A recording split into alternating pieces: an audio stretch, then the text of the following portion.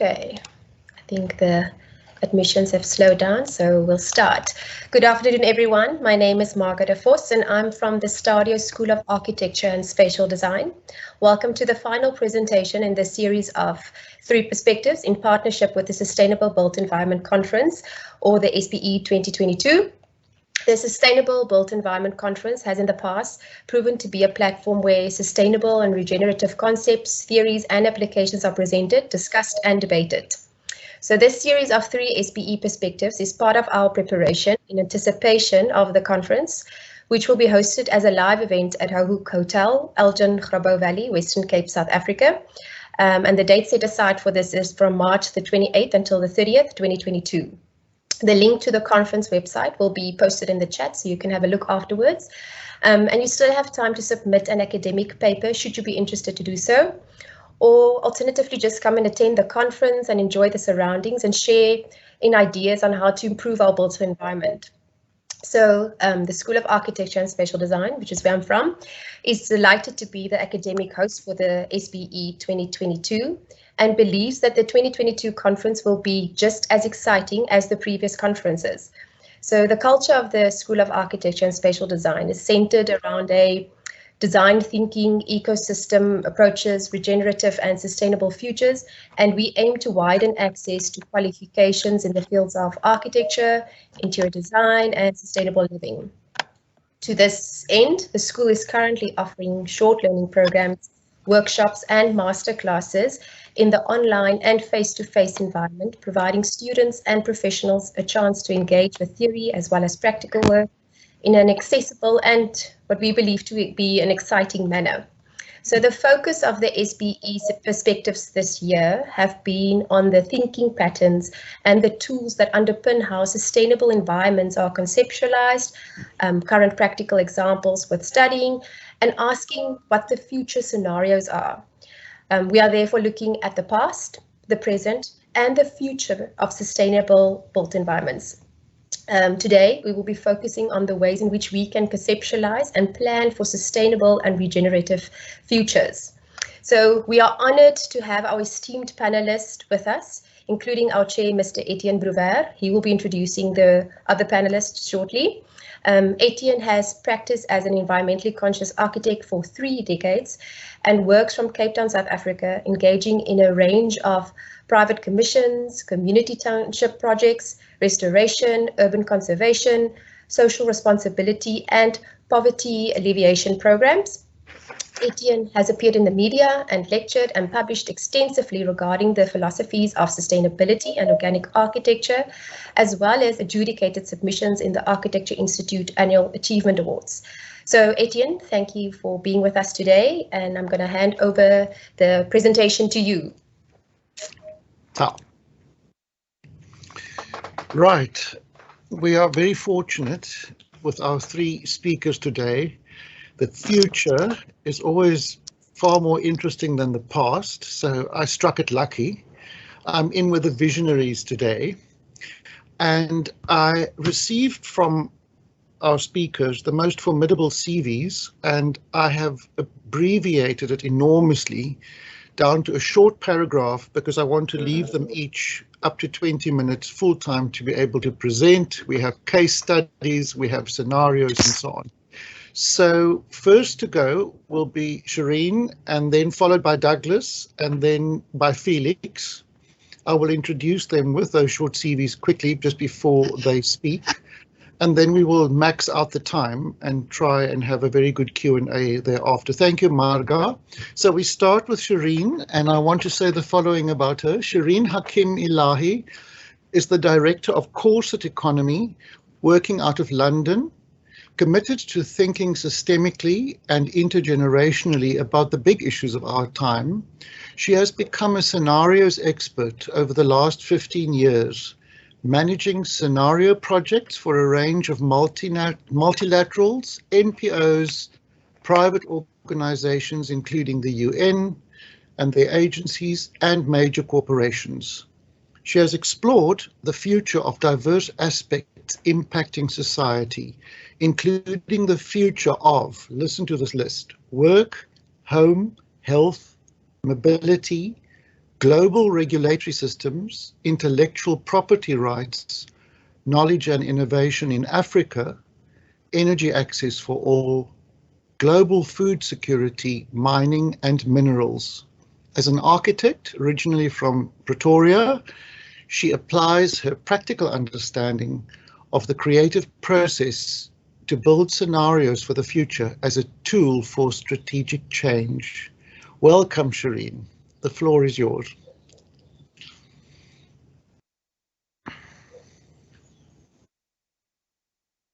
Thank you very much. It's a real pleasure to be here today. Can you see my screen? At the moment, I see only your face, so we'll have to press a button somewhere to bring up your presentation screen. I think it's just coming now.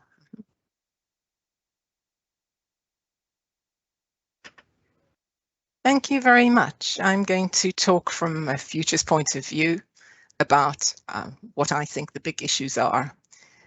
Etienne gave us this question: what will set apart effective professional practice of sustainable built environments over the next 10 to 20 years, the next 2 decades? And for me, it's very clear. It's the ways of seeing the world. What do I mean by that? Well, there are basically 2 ways of taking in information, and this work comes from the work of Jung, his psychological types, but it's been widely used by, for example, Myers-Briggs type indicators as well. We take in information either through our senses, our 5 senses, touch, feel, taste, and so forth, or through intuition and insights. And these are completely different ways of taking in information. So many people will just look at information through the 5 senses. This is the world of data, the world of experience, practicalities, and of course we need it. But there's also the world of intuition, creativity, focus on the big picture. And in fact, there's a lot of work also. Initially, this was called the left brain and the right brain thinking. And what makes human beings completely unique is that while we have 2 brain hemispheres, like many other species, we are able to operate them separately, and yet they are at the same time connected. And there is research that indicates that this might have occurred because of the hunter-gatherer background. So if we look at sensing, this is in a way the world of the hunter, where you have this narrow, detailed vision. You're looking for the prey and you're focusing on the detail at the expense of everything else. Nothing else matters. Whilst the gatherer had to look at the big picture, had to look at the plants, had to look at the seasons. And we need both. However, our society doesn't always recognize that. And ever since the scientific revolution, we've had almost a dominance of the sensing at the expense of the intuition. Why does this matter right now? Well, I argue it matters because of exponential growth. We are moving now to a world where exponential growth really is starting to affect all of us.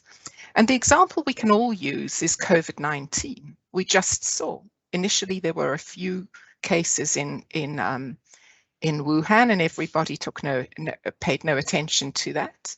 And overnight, suddenly it became a worldwide phenomenon, something that brought the whole world to a halt and caused lockdown across the whole world. But this is the exponential function takes place in the developing world. It takes place in the digital sphere. So why is it so important? Because of doubling time. And I'm going to go back to the original story of the exponential function to illustrate it. My background is, my father was Persian, and there's a famous Persian tale about exponential growth. The first inventor of the chessboard came to the vizier and said, I've now discovered this wonderful game. It's a chessboard. And the king was so delighted, he said, I'll grant you anything you want. And he said, oh, not much. I'd like to have 1 grain of rice on the first chessboard, on the first square of the chessboard. I'd like to have 2 grains of rice on the second square of the chessboard. I'd like 4 grains of rice, being exponential and multiplying, not adding, on the third square. By the time he got to the fourth square, it was 16 grains of rice.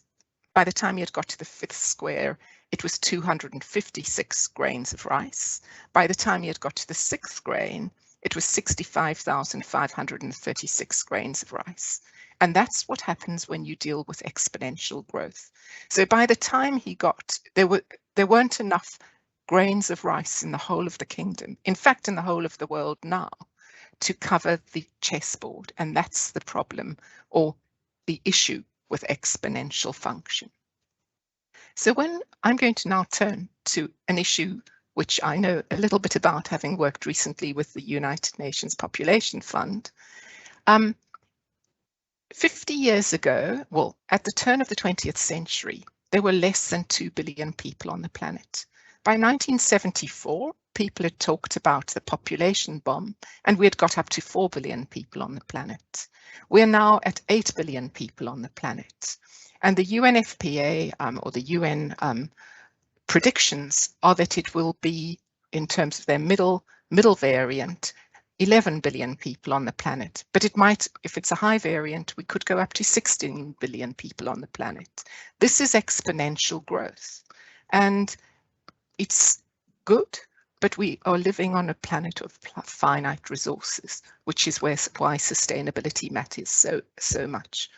What also matters is that a lot of this growth is going to take place in Africa. As you can see by the red line, so Africa's growth is just continuing, whilst in many parts of the world, the rest of the world, growth has stabilized or has started to reduce. So if we look, this is I like these maps. This is a world mapper map, which shows the global population increase up to 2050. And as you can see, the South America's shrunk, North America's shrunk, Europe has almost shrunk out of existence, so has Australia. But both Africa and Southeast Asia, in particular, have grown. Those are the areas that really matter. And in 2010, John Beddington, who was the UK chief government scientist, predicted that we were facing what he called a perfect storm, where there was increased demand for energy, food and water, all of that exacerbated by climate change. So what we do know is that if the wars of the 20th century were fought over oil, the wars of this century will be fought over water. Water is a finite resource. And the best image I've ever found to illustrate this is this one, which comes from the United States Government Geological Sciences or something, USGS. And this illustrates the globe without water, just giving you some idea about how much water is on the globe. If you look at the big circle, that's really all the seas and oceans around the world. Then we've got next to that a smaller sphere of water, which is the amount of fresh water. However, much of that is captured in the Arctic or Antarctic.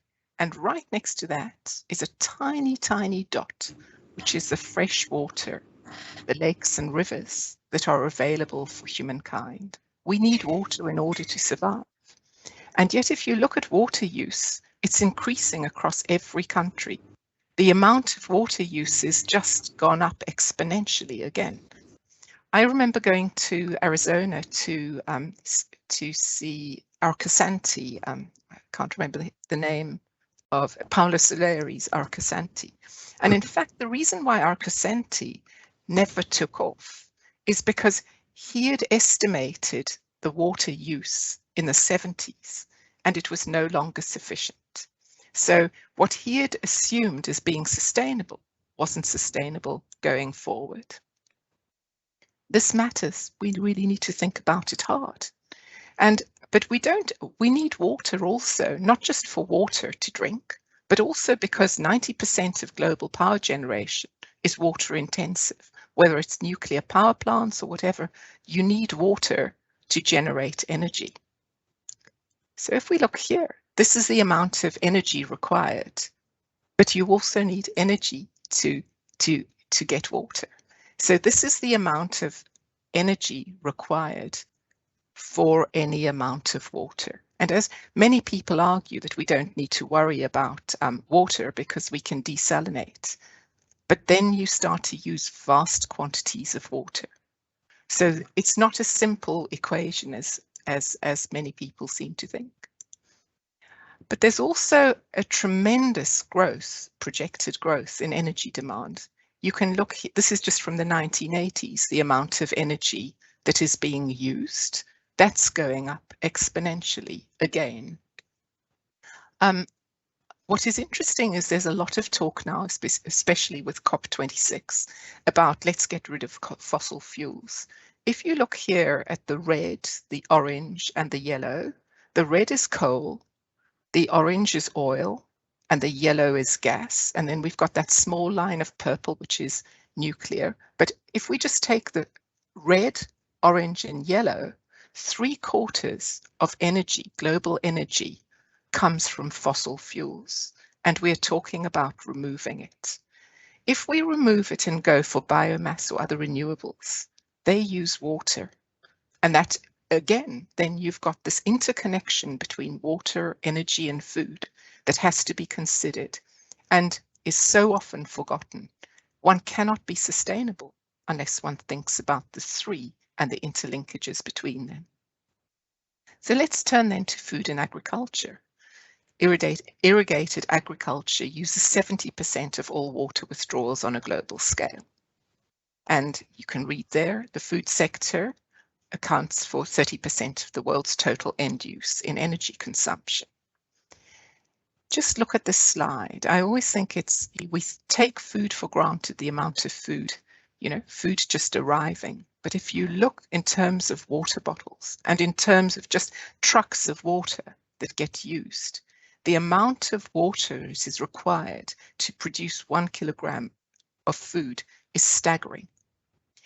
We've got to look then back to the exponential growth, the number of people on this planet. How we find sustainability will have to be done by using completely different thinking to the thinking we've had until now. So going back to Etienne's question that he posed,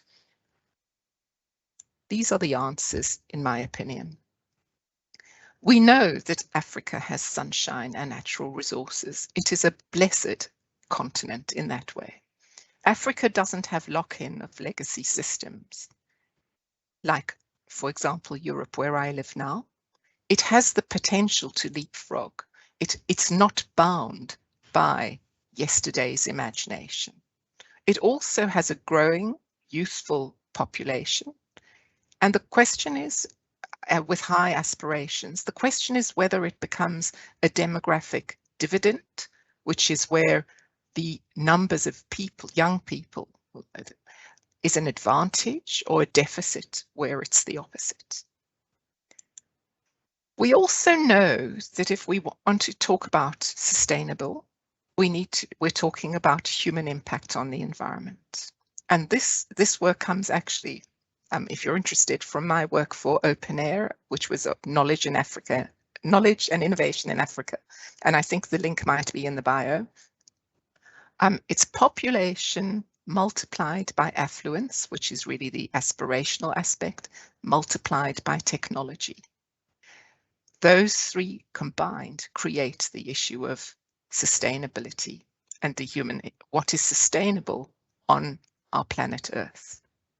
So the task for you will be, as designers, to think systemically, to think frugally, and that's where Africa has an advantage, unlike, I think, any other part of the world. And most importantly, to think laterally. Because your task will be to find creative solutions. They have to be context specific, so not standardized, rolled out, because it won't work. We are just having done work on the future of global supply chains. The amount of energy that gets and waste that comes with that is inappropriate. They'll have to be resource light in terms of solutions as well. But I was thinking the solutions will also need to be ones that can scale if they are to meet mass aspirations and needs which occur on planet in Africa as a continent. And so that's my answer to the question Etienne posed. Thank you. Marvelous. Wow. And potent. Thank you so much, Shireen. That's lovely.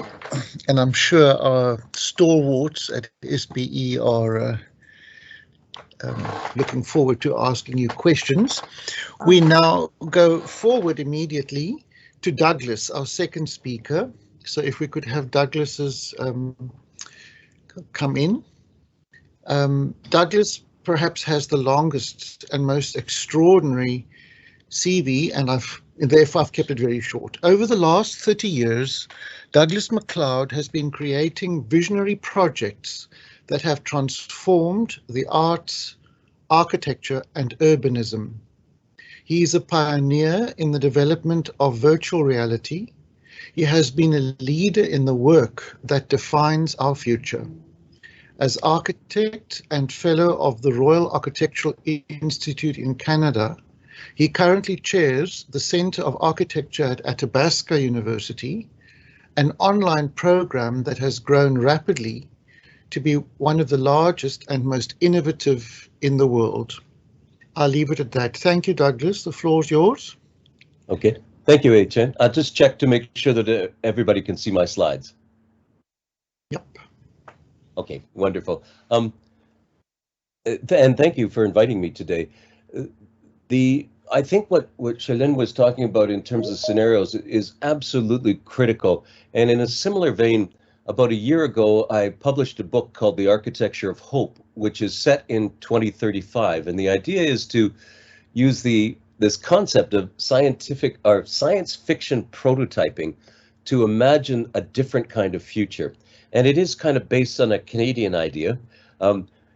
As you know, Canadians are mad and obsessed about hockey. And if we had any form of royalty, it would be Wayne Gretzky, who is one of the greatest hockey players ever. And he said, skate where the puck is going, not where it's been.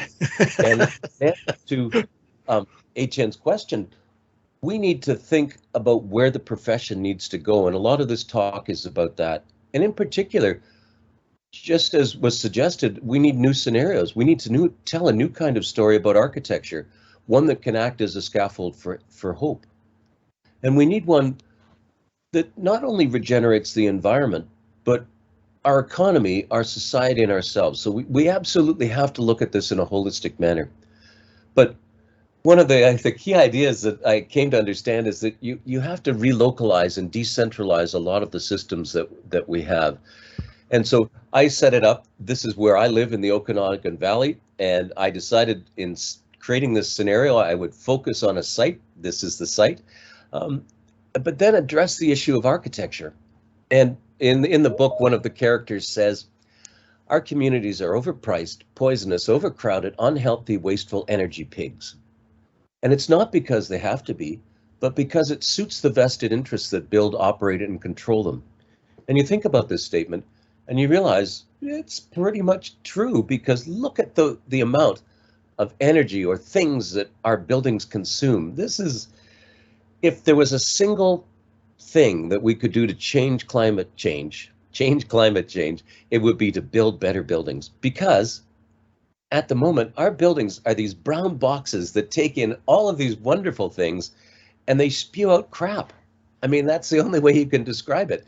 It is so foolish. And then for the privilege of doing that, they extract huge amounts of money from the people who live in them as well. So we need to do something different. Now, in my opinion, and this is only my opinion, but the work that I've been doing, the word architecture is so powerful.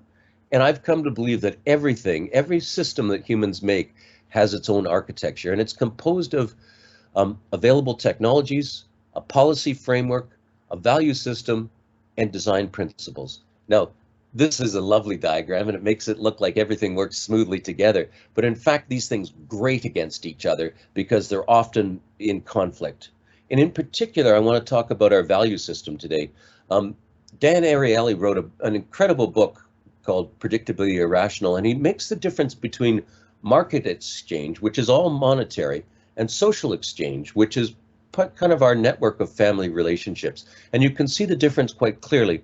If you go to a restaurant and you get a meal, you're expected to pay for it. If you go to your in-laws for, like in the United States, they'll have Thanksgiving very soon. If you went to your in-laws for a Thanksgiving dinner and you offered your in-laws some money at the end of the dinner, they would rightly be insulted. And that's the difference between social exchange and market exchange. Social exchange, there's this reciprocal aspect to it. But in terms of these architecture, you can be open or closed. So I was looking at the internet, for example, for a lot of my research, and it started out being very, very open with social exchange and very permissive and open source. But over time, we've watched it become what I would say is more and more restricted, more and more closed, and more greedy. And the reason I'm emphasizing this is that today we have a very kind of distorted picture. And what's the problem is that our design principles have become irrelevant. We don't understand technology.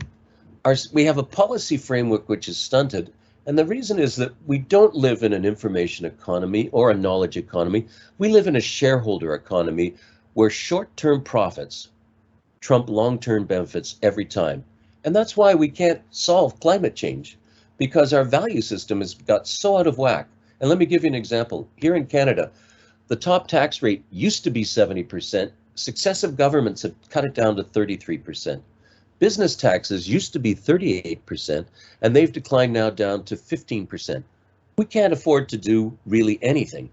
And the reason why this is happening is the lobbying industry. It's about $300 million in Canada and about $3.47 billion in USA. And if you read this, this is a wonderful book by Naomi Klein called This Changes Everything, but it's so frightening because in the book, she describes how almost every attempt to deal with climate change has been derailed, destroyed, or diluted by powerful business interests. And I have no doubt that even with the last conference in Glasgow, the same thing is going to happen. So you come to the conclusion, the wrong people are building the wrong infrastructure for the wrong reasons. But instead, we could have communities that are regenerative. And I'm going to go into some of these. I'm sorry to give you 10 principles like this, but the basic thing is we could restore rather than destroy. We could produce rather than consume, and we could purify rather than pollute, not just the earth, but ourselves as well. And in that respect, the book proposes a cooperative value system, new human-centric available technologies, policies that protect people and other creatures, and then regenerative design principles. So again, I grabbed this site. This is what it looks like. It looked like, about a year or so ago. And the Okanagan Valley is actually a very arid place. All that greenery is actually the product of irrigation. So the site like this, which isn't irrigated, is kind of dry. But we can start to work with nature itself, because even on that dry site, there's bioswales and wildlife corridors. So imagine enhancing those kinds of natural environments to occupy more of the site. Imagine doing considered planting in order to bring different kinds of aspects to this site in terms of food forests. And I'll talk about aspen trees. They're kind of important to me and I'll talk about that in a minute. But also the idea that we could have wildlife bridges throughout this entire community, with the idea that we could start to populate it with all kinds of homes working together. But we also have to address the idea of our utilities. And I'm going to play this small video. It has captions, so if you're not hearing the sound, you'll be able to understand what's going on. The internet doesn't really cost you anything, it's just a connection. So however you can get plugged in, then you're on the internet. Nobody owns the internet. There's no one to pay.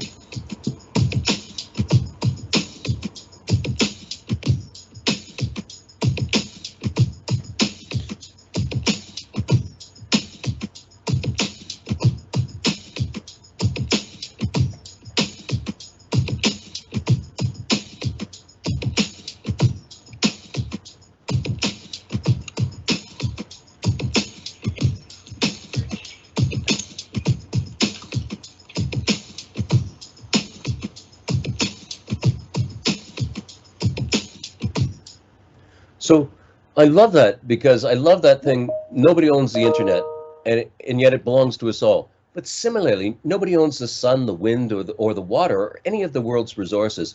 They belong to us all. And we have to reclaim our basic right to the abundance of the earth. And in actual fact, again, there's these new kinds of devices like this box, which cleans the water of 1,200 households, and it can be localized. We can imagine it as a kind of a mesh network of water filtration working across a community. And similarly, batteries are coming down and down and down in price, to the fact that we could have a series of batteries to store energy around the site as well. And again, thinking of it as a network of things that are going on. So, but the other aspect of it is, and it is, you know, the way we grow food is terribly wasteful. Vertical farms can relocalize our food production and add to food security. We are at the moment experiencing a weird form of food insecurity, because we had these terrible mudslides which knocked out almost all of the major highways between where I live and the Pacific Ocean, Vancouver, where a lot of things come in. And our grocery stores are actually very sparse right now. But at the moment, this land that I was looking at is pasture land. And when I did my calculations, the same amount of protein would be generated by this blue area if it was devoted to crops. But if we use vertical farms, you'd only need that little green square, that little green rectangle for vertical farms. So you can create a tremendous amount of food production in a small amount of space if you start to look at the way it could be operated. But at the same time, we have to think about the fact that we can't rely on our politicians and business leaders anymore. We have to start solving these problems ourselves. And we have to start working with the site as if it's a part of the community and it's part of our partnership. Mies van der Rohe said that when a technology reaches its true fulfillment, it transcends into architecture. But we need to now create new kinds of technologies and transcend them into an integrated architecture of regeneration. And I've tried to illustrate some of this, you know, increasing the insulation of a value of our houses, working with a whole series of different kinds of technologies, but integrating them is absolutely essential. The Warka towers for gathering water are very interesting. They wouldn't be able to do all of the water needs of a community, but they start to do it locally. And these are working quite well in some parts of the world. Earth tubes is like poor man's geothermal, but they can reduce the energy consumption by up to 70%. So you put all of these things together and you get these localized, decentralized systems which start to work together, and the communities become self-supporting. So I showed you this diagram earlier, but now we can reverse it. We can start to take in garbage, and we can start to take some of the bounty of the earth, and we can start to generate things rather than simply consume them. And of course, the ideal thing would be to generate money for the people who are living in these communities. But we can also do it beautifully. This is one of my favorites. This is a piece by Sarah Hall. She's taken basically a ventilation shaft at a parking garage in Vancouver. She's made stained glass, and she's also integrated photovoltaics into it. That's those little black squares. And I think we can develop even more interesting kind of building materials embedded with sensors and working together to create shared community databases. Again, security is important, but we're seeing new kinds of security as well.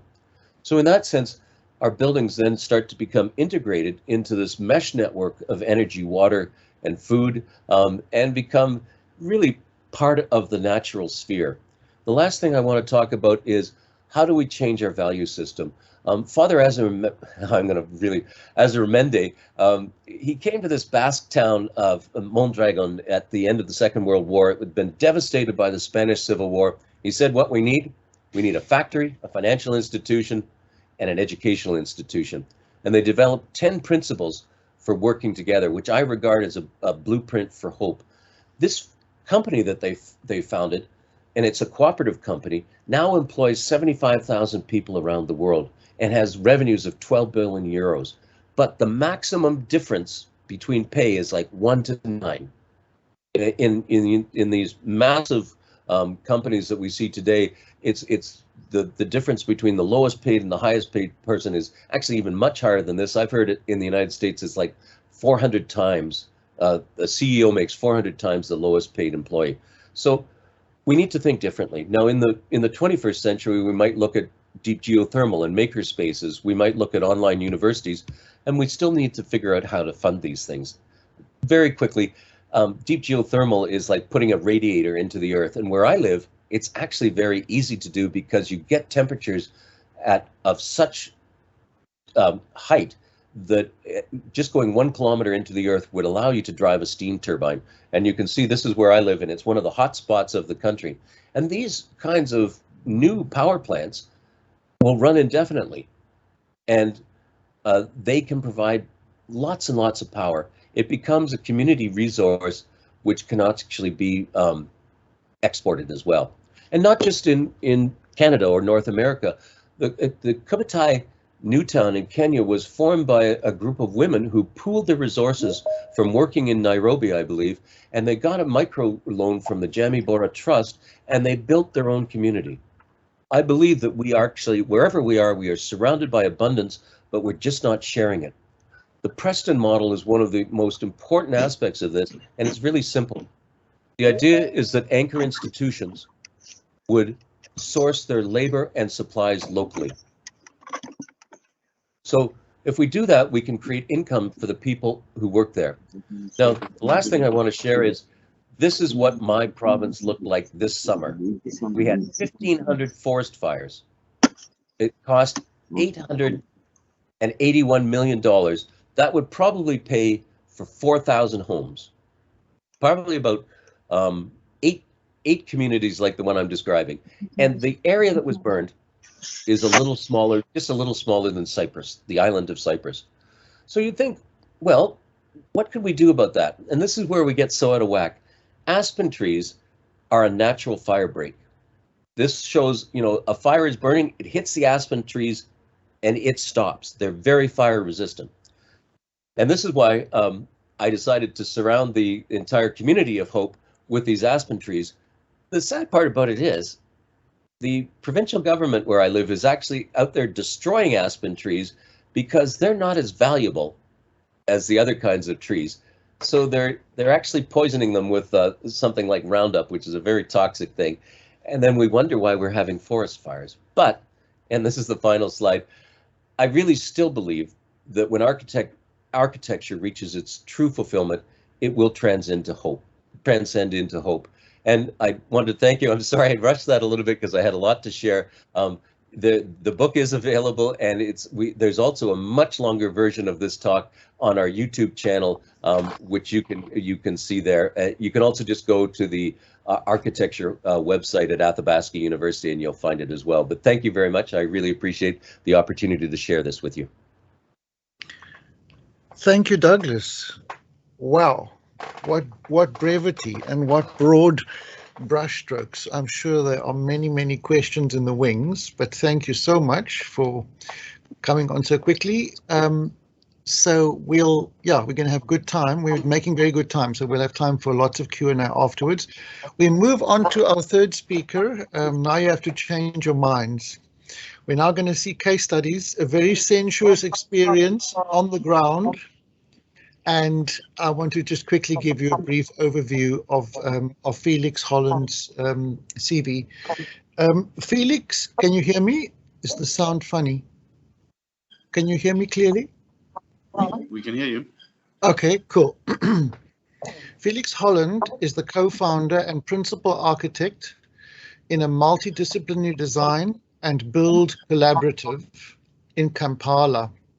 He grew up in Germany, studied architecture in Hamburg, and in 2004 he joined a practice in Kampala as an architect, eventually becoming an associate director and head of architecture in that practice. After 8 years of doing that, Felix started his own practice, and in 2019 his firm became a founder member of the Local Works Collaborative, which specializes in the design and realization of green architecture known as localworks.org. Welcome, Felix. Felix, the floor is yours. Thank you so much. Let me first share, and hopefully you can see my screen. Yeah, no, I can still see you. You don't see it yet. Second. How is it now? There we are. Excellent. So, thank you for having me, and I've been very inspired just listening. So I hope I will still be concentrated enough to give my own presentation. I called it the how question, designing and building appropriately. You notice that the word future doesn't really focus in, doesn't really happen in that title. Although of course I was given the same question: how does effective practice could look like in the next 20 years? Those people who know me know that sometimes I don't even know how effective practice looks like today. So, nevertheless, I will try to give you some thoughts and back that up with some projects. But maybe as a first introduction, this is us. This is Local Works, and there in blue in the middle of Africa, you can see the little Ugandan spot of land. My first statement that I sort of want to make is that local is the new normal. Why is that? It is because of those yellow parts of globe and carbon emissions. You could really say that there is no good reason for architects to say that they haven't got a role to play in this. Really, everything that's yellow here is somewhat, falls within the responsibility of architects. And I want to show a project that we did in the most northeastern corner of Uganda, the Kidepo Primary School project, as an example of what I mean by local is the new normal. This is this area called Kidepo, a magnificently beautiful national park, with wonderful grasslands and very spectacular koppies, beautiful granite stone, and a very interesting local building tradition. You can see here how people in that area tend to put their sort of roof structure up first and then build a brick wall on the inside after. And thereby actually they're able to just simply remove some of these primary wooden posts whenever the need arises. And for our little school that we were asked to build, we were actually asked to build 2 schools in that area by the African Wildlife Foundation.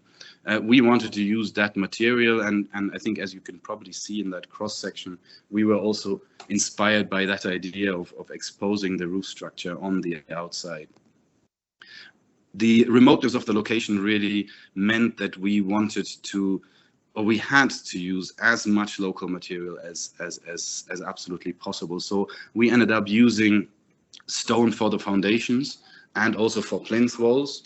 And we came up with some interesting ways of getting that stone to site. There is no real quarry in that area, so we actually asked the locals to collect that stone in their gardens and essentially pile it up on the roadside, and then the contractor would just come and pick it up and pay them for it.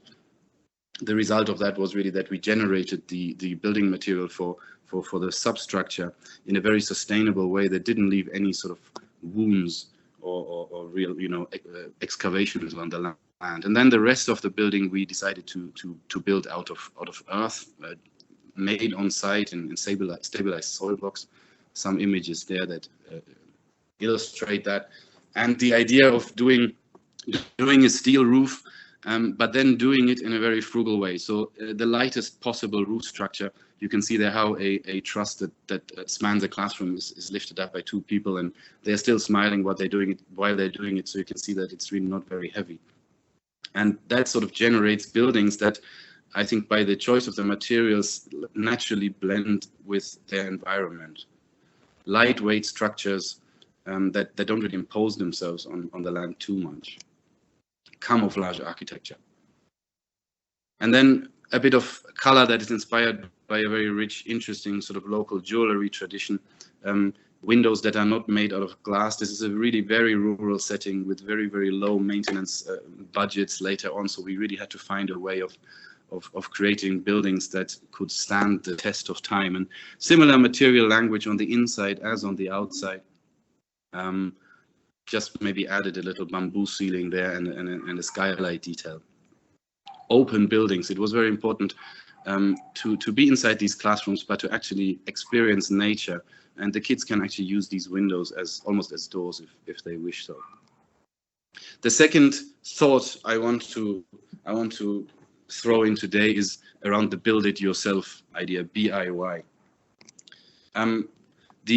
Those of you who speak German, there is this interesting German, word Baumeister, and really it stems from the time when there was no real difference between the builders, the craftsman, and the architect and the engineer. They were all just one person. That was the master builder. And I'm not saying that we are trying to go back to that, and I don't think we can. But I do think there's something very interesting about bringing together designers and builders and sort of blurring the boundaries between these two groups. And a project where we tried that out is called the Mustard Seed Junior School project, this time in central Uganda, just outside of the capital city, Kampala. Our key sort of starting point was really that we wanted to build a tropical school, a school where indoor and outdoor are sort of no real opposites to each other. The climate here allows that, and one of the key ideas was to create a large tropical roof that hovers over walls, that doesn't really touch the building, undulating walls that of course have their own lateral stability, and then teaching spaces that are that have distinctive areas and corners and that are not as prescriptive as rectangular classrooms. And this is how the building looks in floor plan. The idea was that no classroom should look like the other, and always two classrooms should share an outdoor teaching space that invites teachers and students to be in the outdoor as well and to learn in nature. This is the cross section that sort of shows the initial sketch, the idea of that large roof that shades not only the indoor spaces, but also shades terraces and walkways. And again, highly local in the material choice, and that is really now where the designing and building idea comes from. Again, foundations made entirely out of rubble stone. The stone came just from 2 kilometers away. And allowed us to be there already almost, cement free, except for a ground beam. And then the idea of using earth bags, unstabilized earth construction for the for all walls. One interesting aspect of the way we work is that we enjoy trying out stuff we've never done before, and as we learn, we actually share those lessons live, if you want. So you see here on the left side, we did actually some kind of webinar. This was right at the beginning of the pandemic, so not many people could visit us on site, and we actually allowed people just to learn with us how to make earth bags. And it was great to see how this school then grew out of the ground with these, with basically material excavated on site, filled into polypropylene bags, and piled up and compacted to these undulating sculptural walls. There was one area on that site where there was a large eucalyptus plantation that needed to make way for a playing field. It was the only place where a playing field could fit, and we used it as an opportunity. One, to generate building material for our roof, but then number two, also to get rid of eucalyptus as a very invasive species and to replace it with indigenous trees. We planted overall 3,000 trees on that project. And then the next step starts the cobbing of these walls, the whole issue of earth plaster, lime plaster finish. All of this was a huge learning exercise for us.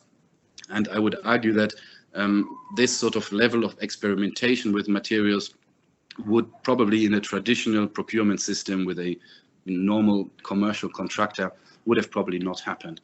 The roofs here, you see they are being clad here. These are the samples with eucalyptus offcuts, kind of a byproduct that people normally use here to do sort of informal market stalls by the roadside, etc. And we try to elevate that to a roofing material. And this is sort of how the finished school looks like, the entrance and the roofs, as they have grayed out very quickly and sort of almost, created this wonderful silverish gray color that works so well with the environment. The teaching block, you see here, this is more the circulation side, the entrance side into the classrooms. with relatively small windows and recesses in the buildings that allow you to enter the classrooms. And this sort of sculptural roof that creates framed views into the environment, that also collects rainwater in a sort of in a sculptural and really experienceable way. We have a centralized rainwater harvesting system in this school. And then, yeah, of course, the idea that the school can be experienced by its users in a very haptic way. It's great to see. This school is, by the way, never been used yet because of the pandemic. But during some open days, etc., it was wonderful to see how naturally the children just take ownership of this type of architecture. Classrooms that open up to the external teaching spaces. You can see how the walls never quite touch the roof. And then sort of local craftsmanship brought in the roofs. The ceilings are all made out of local mats made by local women's groups that we sort of brought in as helpers. And then this idea of actually weaving in plastic drinking straws into these ceiling mats so as to allow daylight to filter through the roof.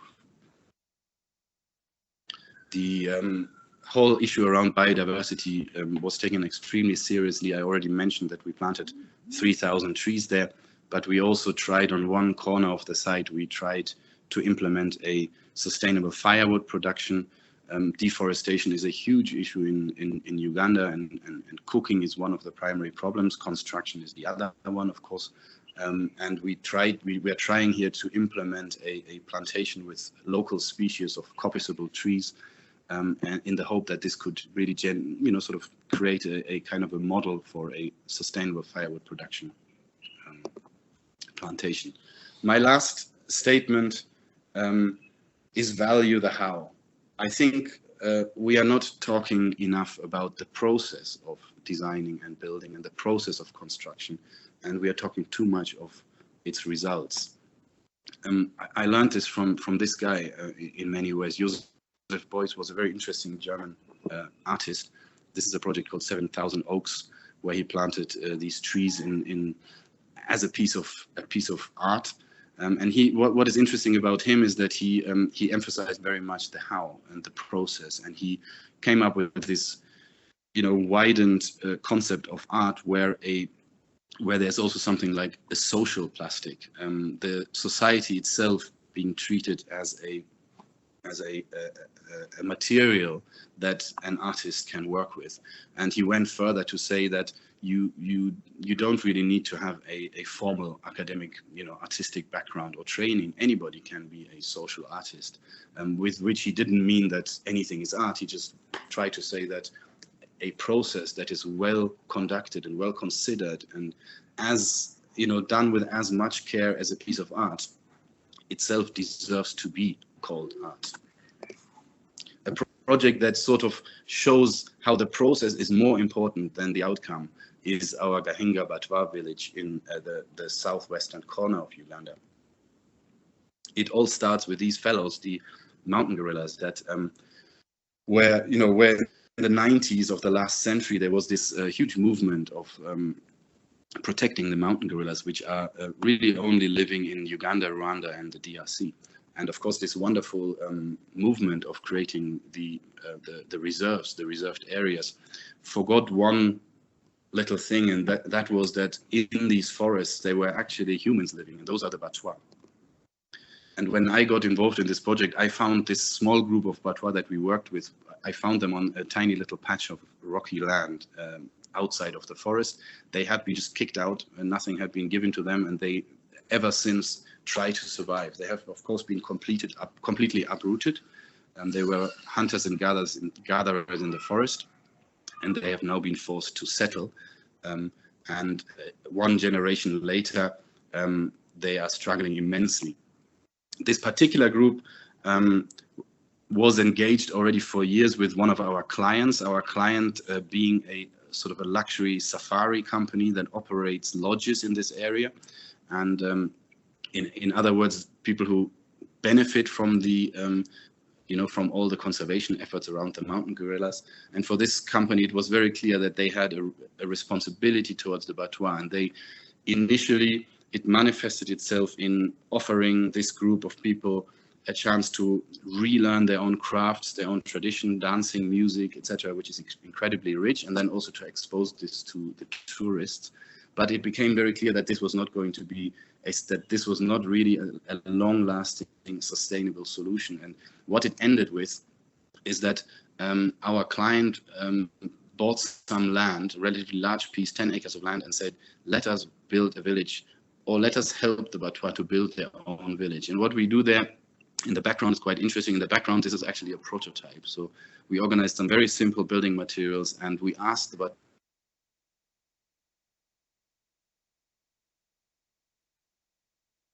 for them. My apologies, I think I just have been off very briefly. Sorry, I hope I'm back.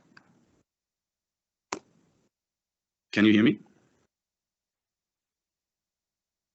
Yes, you're back. We can hear you. Okay, good. Sorry for that.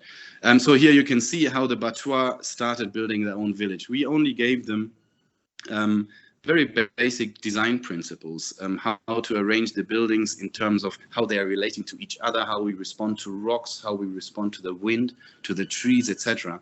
But we didn't actually make a single drawing of this village. And instead we emphasized on, building learning skills and using this as an opportunity in itself for some of the Batwa to actually learn how to build buildings. So here you see how they use the 3 to 4 to 5 rule, and the building is then coming out of the ground. The simplest of construction, eucalyptus poles, volcanic rock that is being collected on the site itself, and then wattle and daub, simple earth plaster. You can see some of the kids already waiting for their new village, and then simple roofs clad with a metal sheet and papyrus. This is the second part of that project. There was always the idea that besides the housing, there should also be a community center. So we were inspired by this replica of the original house that the Batwa used to live in when they were moving through the forest. Very simple, lightweight structures in sort of a dome shape. And we interpreted that into our community center, which is of course a dome shape. And we were interested by that idea that sort of a generation that did not actually have the experience of living in the forest could experience that some of their initial typology was going to be, was going to generate their new community center. This is a view from inside. You can see these two large garage doors that allow the internal functions also to spread outward a bit. A little sort of a mini stage for little performances, but the building is also often used for craft making and the like. It was clear that this type of geometry was a bit less easy to build, and we were thinking for a long time, how would we actually produce drawings, knowing that our builders were not trained in reading technical drawings. So we ended up doing a small diagram, almost a diagram-like construction guideline. You see here, I'm going very quickly through it, but you can kind of see how we built these buildings. We created these temporary supports, and then we multiplied this around the circle, and then the inner supports, and eventually the whole building was closed off. And this is how the village looks from a drone shot. In the foreground and the bottom left, you can see the community center. One of the amusing parts, and we really only found that out when we were taking these photos with the drone, was that the Batwa themselves had decided to build a little fence around their village. And for Google Earth viewers, it's quite interesting. They can now enjoy a little love heart in the middle of Kisoro. Thank you very much.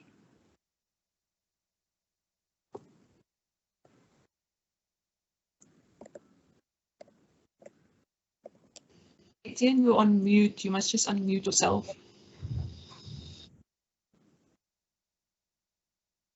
See, I was a good boy. Okay, I'm back. Folks, we have 28 minutes left, so we're doing very good with time. And so I'll try and be very, very democratic. I'm going to ask us to line up. I want to work in reverse. And so I ask our listeners, I see there are over 50 of us in attendance still, and I would ask that we first start with Felix, then go to Douglas, and then go to Shireen. And so therefore that we queue and that our moderators admit the questions first to Douglas, then to Shireen, and then to Douglas. And then we have, in other words, we have about 9 minutes for each group to ask their questions. Thank you very much. Let's go.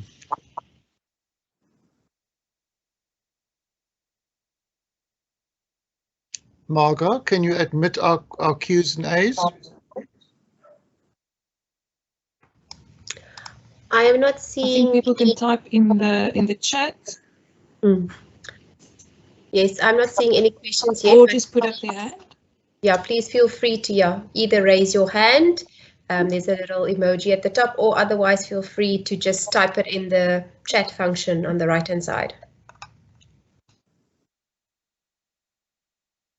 Right, so questions for Felix.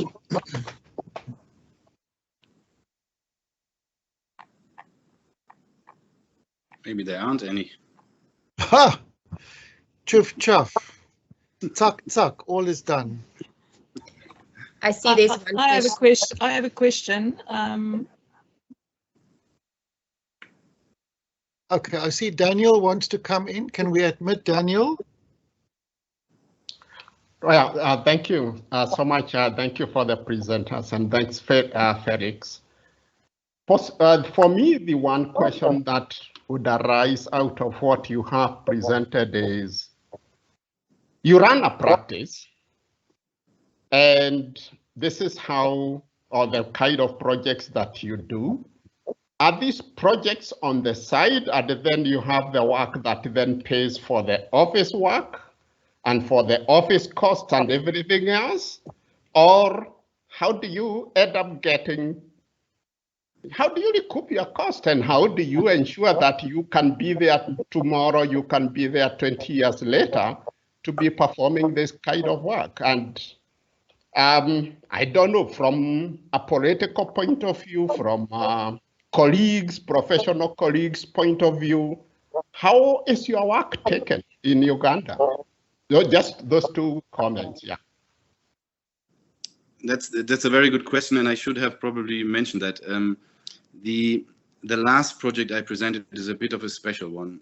The first two, the two schools are, if you want, in the way how we as architects were procured is completely conventional. In other words, we charge fees, and these are both were non-governmental organizations that were particularly keen on a sustainable type of architecture, and they hired us to do this work for them.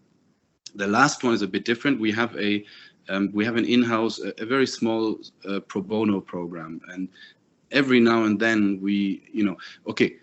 a lot of times we get inquiries of work that we can't actually do, but every now and then we do one of them when we are particularly interested in it for whatever reason it might be. So in this particular case, this Gahinga project was one of those.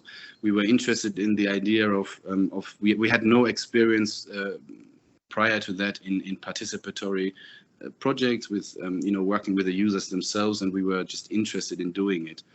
But the other ones are, if you want, conventional in terms of its type of procurement. How is the work seen amongst my colleagues? They don't tell. I mean, they generally they are positive. If they don't like it, they don't tell me. So I can only see it like that. I don't know. I've not asked it.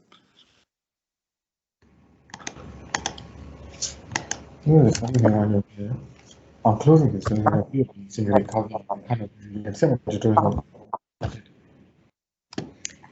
Is there any other questions?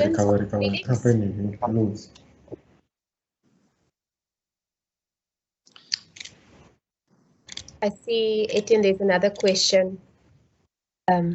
From Loki, bring in Loki, thank you. Hi, Felix. I love your projects. I think they're actually quite unique. And the thing that I'm trying to get to is, you mentioned that on the schools that you built, that there were metal roofs that you clad with papyrus, I think was the one building. Those metal sheets obviously come from a bigger, call it suburb or city, in cases. And the one thing that I work mostly in restaurants. And when you work on a restaurant, it's difficult to convince people to go for gas instead of electricity to keep the energy costs down, because it's also very difficult to work with gas on fries, for example. So if your client wants to do something that is not really as sustainable in the sense that you want to put forward your project, how do you approach that? How do you guide them in a way that you end up with the projects like you did? By engaging the client and understanding who they are and what their ambitions are. I don't really believe in you know, sort of a fundamentalist type of sustainable architecture. I think every project, every client, every site, every function has its own answers, and probably none of them is completely right and none of them is completely wrong. So I'm trying not to be sort of black and white. And there are some clients that are totally open. Let's say that the second school I showed you, where there's this wooden cladding on the roof, this was really coming from the client. He said, I do not want a metal roof. I want a metal roof for its efficiency and its cost effectiveness and its rain protection properties, but I do not want this metallic kind of industrial feel that, of course, here in Uganda we are completely used to. Every school has a metal roof, and it's totally normal that when there's a rainstorm coming, that you just have to stop teaching and wait for 45 minutes and then you carry on. The group of clients actually didn't want that, and they basically motivated us to think harder. And then we came up with this plan of trying out this Eucalyptus Offcut roof. And of course, you know, the client, knowing this is a natural material, it is totally exposed to sun and rain. You have to be a special type of client to accept such a proposal. We've tried everything we can. We've spaced it off the roof so that air can freely circulate on all sides. But it is clear that this roof will not last for 100 years as it is. But I think a certain group of clients is totally, you know, is receptive to such ideas, and then we do it. And if it's not possible, then we try to be reasonable. Yeah, if I could just come in on that, I think the example of social sculpture that Felix showed us in the form of the work of Joseph Beuys, what is important about that is that the client and the presence of the client and the process of educating the client so that the client can make informed choices has come very much into the ambit of sustainable development. The client does not remain invisible as a payee. You have to work with them, and they ultimately have to take responsibility for the maintenance of lower technology buildings. Those reed ceilings and the offcut roofs will intermittently have to be replaced because they get cooked in the sun, but they would have done their work. So I think that's very important. Is there, yeah, I see Gita wants to come in. A quick last question for Felix. Not so much a question as a comment. In 1981, Alistair, my partner, and I built many houses out of natural materials in India.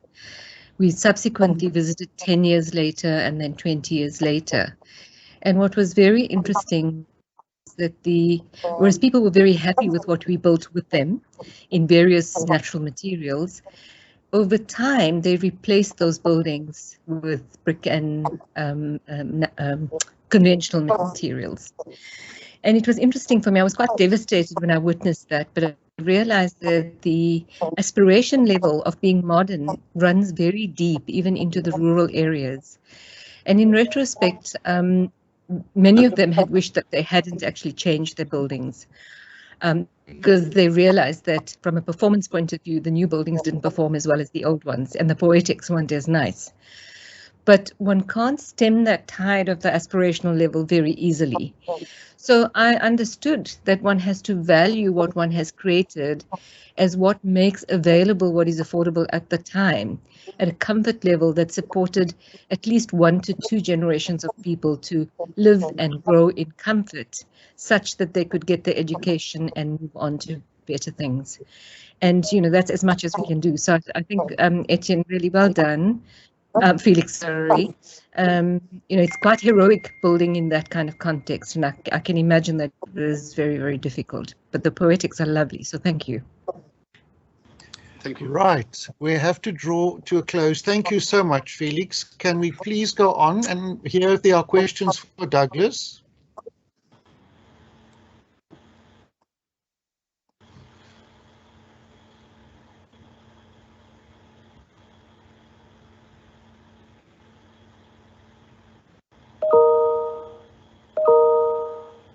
There's a hand up. I was going to say, I thought I would get away easy.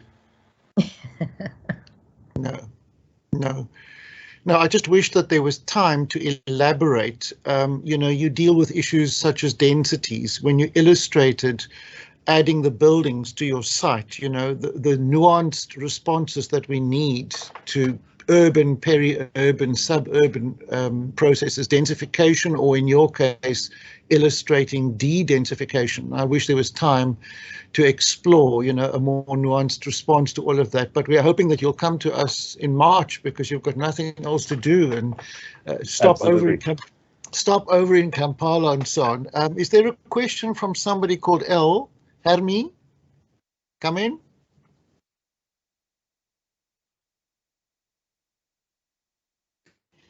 I have a question.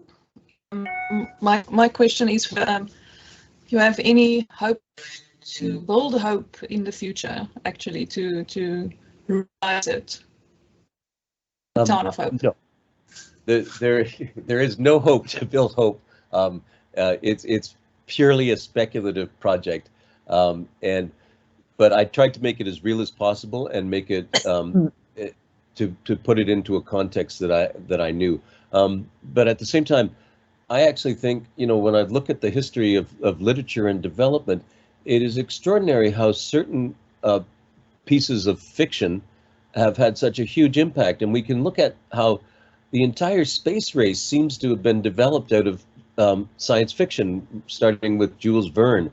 And at the same time, the entire ideas of cyberspace came out of a whole bunch of science fiction writers. So I'm very intrigued by this idea of science fiction prototyping. And it's something, you know, one of the overarching questions of this session is about the future of the profession. And we've got to start imagining a different future. But I would like to just very briefly, density is one of those, I'm sorry to say, I have a lot of problems with the densification of our environments. Everything I've looked at, every study I have ever seen, and I've looked at a lot of them now, suggests that packing more and more people into less and less space is actually detrimental to their physical and mental health. And when you look at the animal studies, it gets even more horrifying. And we, as architects, we're just going down this route which says, oh yeah, the developers are telling us, and the developers love densification because you can pack more units into a smaller space, and we're not really exploring what that means. And I've come to the conclusion, and when I've flown all over the world, and when I look out of these airplanes and I see the vast amounts of space on this planet, not just in Canada, although in Canada it's, you know, you fly across the country, and for 3/4 of the trip you are looking at empty space. But even when I've flown over Africa to see that there is a lot of space, and are we crippling our own development as humans by pushing ourselves into smaller and smaller spaces? I agree though with Shirlene that the, you know, population has to, if we reach 16 billion as she's predicted, this is going to be very, very serious. But we also have to think about what our quality of life is. So it worries me that we have accepted the concept of densification without looking at the research. Thank you. Thank you, Douglas. Okay, we have 6-7 minutes left. I see there's a little hand at L, but I'm not sure whether that is a question. If there is no other question for Douglas, please let us quickly go on to give Shireen an opportunity. I want to tell you all that Shireen also is interested in narratology. She's also interested in how narratives get built, how the stories get built, how the things that we tell ourselves, how we present to clients, the vocabularies that we appropriate, is another major part of her arsenal, and well worth investigating on her, on her CV and on the internet. Are there any questions coming up for Shireen? May I pick up something that Douglas has just said, because I think it's really important and might be useful to you.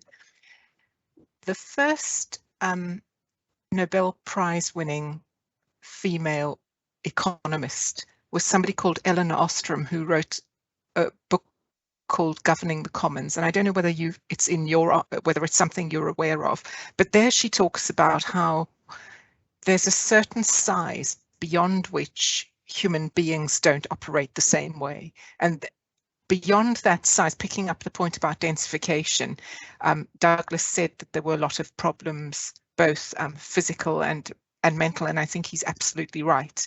But also there's a problem in terms of sharing of resources, because you have the problem of free riding. If you're interested, that would be a really good resource to look at. Definitely her research is groundbreaking. Thank you, Shireen. Please come in, Felix. Yeah, I have a very simple question to Shireen, and this question occurred to me while I was watching COP26 all the time, and everything is exponential, population growth, and I mean, you've spoken so much about exponential growth. I was wondering whether a good idea can also grow exponentially. So, for instance, let's say the idea of regenerative design principle, or generally the idea of a carbon-free economy. Could that also sort of take off like a rocket? I absolutely sincerely believe so. Yes. And I think there's one idea that might be worth also looking at, and that's called donut economics. I don't know whether any of you have come across it. It's DONUT. Separate word, economics. And that's basically about how do we live within the donut, where you've got a social hemisphere, which is basically socially regenerative, or and then in terms of the planetary boundaries. And I think that's basically the space in which you're all working. And yes, that idea has gained traction. I've just watched it develop over time. So absolutely, that's what gives us hope, to pick up on Douglas's point. Mm-hmm. Thank you. It is now 17:50, so maybe we could have closing comments, unless there are any other questions. Anybody else want to ask? Daniel is back. Yes, Daniel, fire away. Between the comment from Shireen responding to Felix, and also what Douglas is saying, I guess we have to be very careful in relation to indigenous communities, where we will possibly be saying deja vu. We have been here and we have seen it before. When we were doing things certain ways, we were the primitives, and we didn't know what we were doing. And we didn't know what development brings, and we didn't know what education brings, and so on.